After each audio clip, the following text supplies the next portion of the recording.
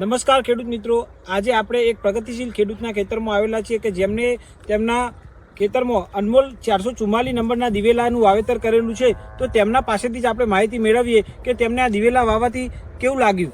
તો સૌ પ્રથમ ખેડૂત મિત્ર, તમારું નામ, ગામ અને મોબાઈલ નંબર જણાવો. મારું નામ કાળુભાઈ ગમાર છે અને ગામ સદરપુર છે અને મારો મોબાઈલ નંબર છે 91077335. બરાબર, ખૂબ સરસ કાળુભાઈ, તમે આ ખેતરમાં કઈ કંપનીના દિવેલા વાવેલા છે? તમે તો અનમોલ 444 દિવેલ. તો તમને આના પહેલા કોઈ દિવસ વાવેલા છે અરે દિવેલા? ના, પહેલાં નથી વાયા, આ પહેલી વાર વાયા છે. બરાબર, ખૂબ સરસ કાળુભાઈ.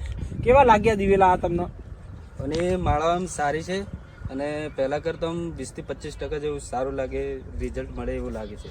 બરાબર, આની ફૂટ કેવી આવે છે? વિકાસ કેવો થાય છે આનો? વિકાસ આમ સારો છે આનો. વિકાસ સારો છે. બીજો કોઈ રોગ કે એવું કંઈ આવ્યું હતું આના અંદર? ના કશું. બરાબર, તો ખેડૂત મિત્રો, તમે આ જોઈ શકો છો, આની માળો જોઈ શકો છો, આની ફૂટ જોઈ શકો છો. નીચેથી ફૂટ એકદમ આવેલી છે.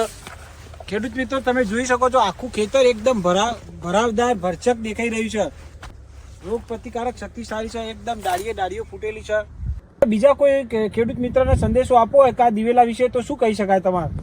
મારે તો કહેવાનું છે કે આ અનમોલ 444 દિવેલા આમ સારા છે અને ઉત્પાદન સારું છે.